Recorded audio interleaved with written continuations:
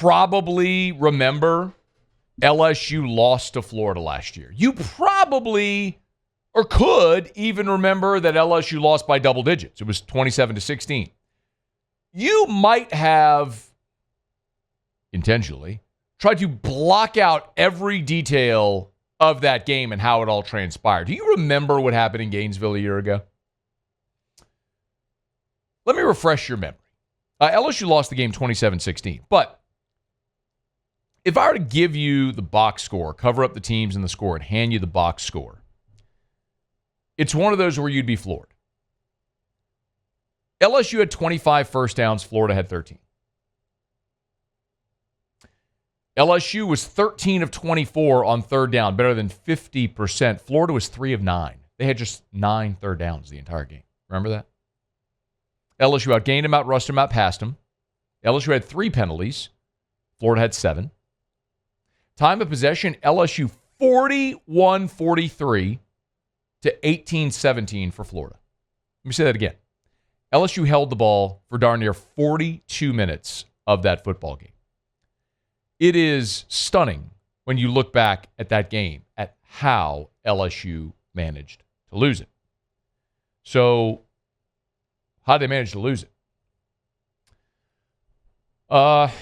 It was one problem, one really big issue that would beget another big issue for LSU. And the big issue was Florida's pass rush absolutely annihilated LSU in that football game. On that day in Gainesville, Florida had 7 sacks,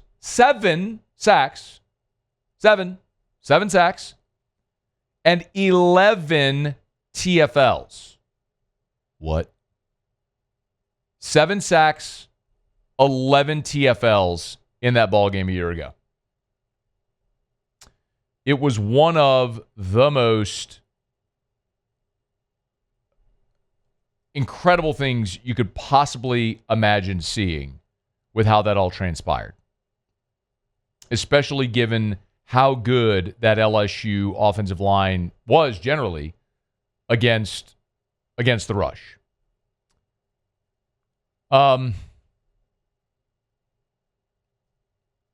On top of the 7 sacks, 11 TFLs, Pro Football Focus credited Florida with 14 hurries and 20 pressures. 20 pressures in one game.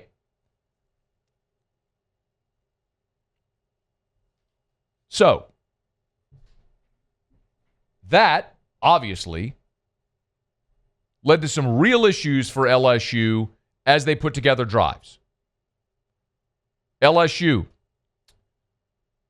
in the first half, 13 plays, 41 yards. That's some Les Miles-ish right there. 13 plays, 41 yards, 6:45 off the clock. They miss a field goal. Tigers get down deep in Florida territory. Ultimately, after a TFL and a false start, they end up missing a field goal.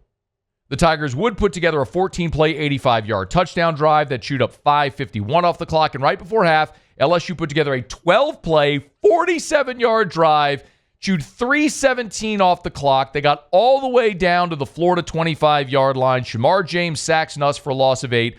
Tigers have to kick a 50-yard field goal before half. On the first drive of the second half, 15 plays, 62 yards, 7:44 off the clock, and your Fighting Tigers of LSU get all the way down to the Florida 13-yard line. They score a touchdown. Offensive pass interference.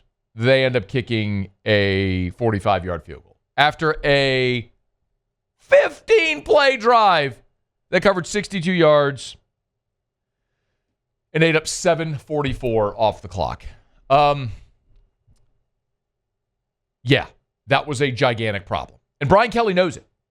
When Brian Kelly was doing his media availability on Monday, and I listen to press conferences a lot, and when I sit there in these press conferences, I feel like I learn tells and what to listen for. Press conferences largely are very boring. But when you listen to someone speak over and over and over and over again, You learn based on their actions, their behavior patterns, what they choose to emphasize, what they choose to ignore, et cetera. You learn certain things.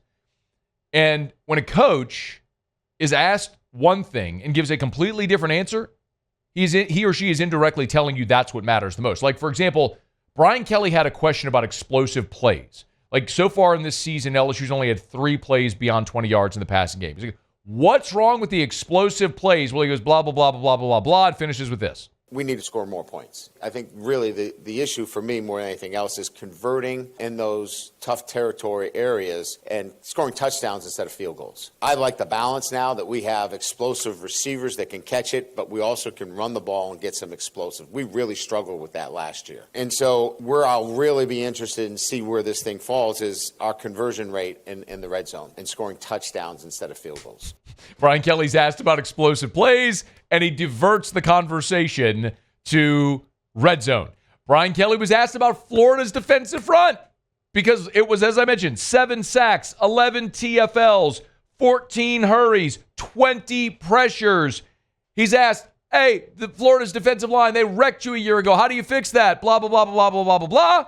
And it really comes down to your focus and execution more than what Florida. And we respect the players that they have. Last year, we didn't convert. We didn't cash in when we got into opportunities to put touchdowns on the board. We settled for field goals. So we have to score touchdowns. That was the case this weekend too, right? I mean, we get all the way down there on a drive, we're kicking field goals. We need to convert when we get into that tough territory. Brian Kelly is telling you over and over again, like, they've got to be better in the red zone. Last year, your Fighting Tigers of LSU converted points in the red zone at an 83% clip. They converted touchdowns in the red zone at a 56% clip. That was 94th in the country. Typically, you want to be north of 90% getting points, and you want to be at about 75% touchdowns, 3 out of 4. This past weekend, you had 5 red zone possessions. You scored on all 5. That's fantastic. You kicked 3 field goals. You had 2 touchdowns in the red zone. You were 40% touchdown conversion. You needed that to be 4 out of 5. And if that was 4 out of 5, you blow the doors off of Louisiana Tech, and we're not having the conversation we are today. So, yes, they got to be better. And what derailed a lot of those drives last year was Florida's defensive front wrecking stuff. If you don't remember, and this is, by the way, there's 2 reasons sort of to believe that LSU could fare better. Shamar James last year led Florida with 11 tackles. He had 2 sacks, 2 TFLs, 2 passes defended. The great news is that Shamar James now plays for the Dallas Cowboys. So he will not be in Tiger Stadium on Saturday, at least not wearing Florida blue and orange. Tyreek Sapp was equally a nemesis. He had 8 tackles, a sack, and 4 TFLs. Shamar James, 4 TFLs. I'm sorry, Tyreek Sapp, 4 TFLs. He still plays for Florida. He wears number 94. You better realize where that dude is on the field.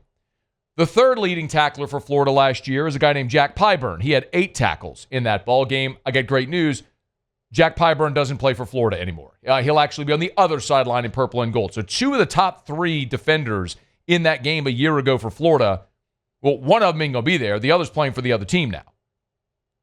You can keep going on down the list. You could look at Caleb Banks, who had a sack and a TFL in that ball game. By the way, he's the literal giant who I took a picture with and interviewed at SEC Football Media Days. 6'6", 330, a massive human, a mountain of a man, has not played in the first 2 games with an undisclosed lower leg injury, to be determined if he'll be available this week.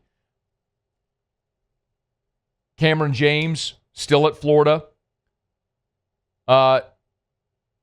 George Gums Jr. had a sack in that game a year ago, still at Florida. L.J. McCray has a broken foot. He won't play. And then Brendan Bett, who is the spittor from this past week and the game against South Florida, to be determined if he'll be suspended by Billy Napier. It sounds like he's going to play. I don't think Billy Napier is going to cut off his nose despite his face. He's a transfer from Baylor, but that's another defensive lineman that's up in the air. So Florida's defensive front, just from what they were a year ago, is significantly lessened.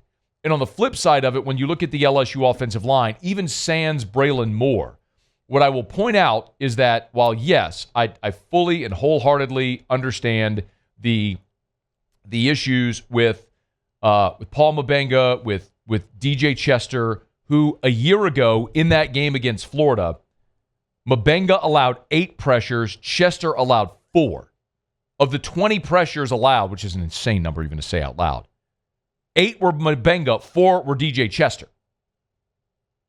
For what it's worth, in that game, Mabenga graded out at a 45. Chester graded out at a 50.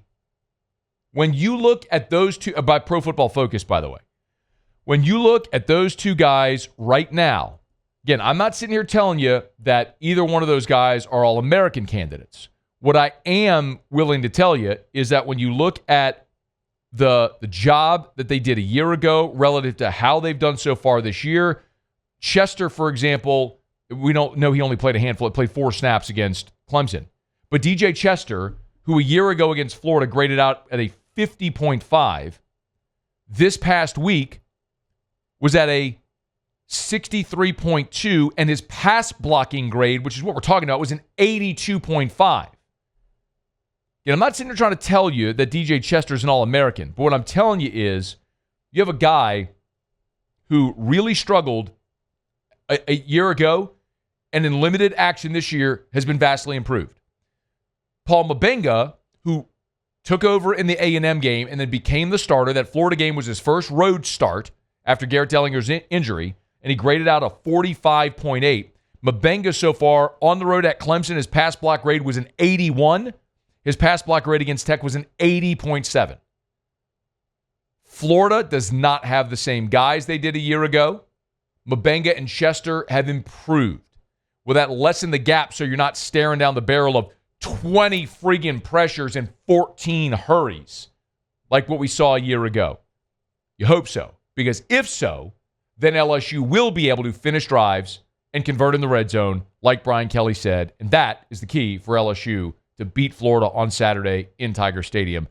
I don't think it needs to go any deeper than that, because LSU is a better team, a more experienced team, a more veteran team, a more talented team, and they're at home. You just need to not let Florida end up with 7 tackles, 7 sacks, 11 TFLs, 14 hurries, and 20 pressures. Or 14 pressures, 20 hurries. Which is absurd to say out loud.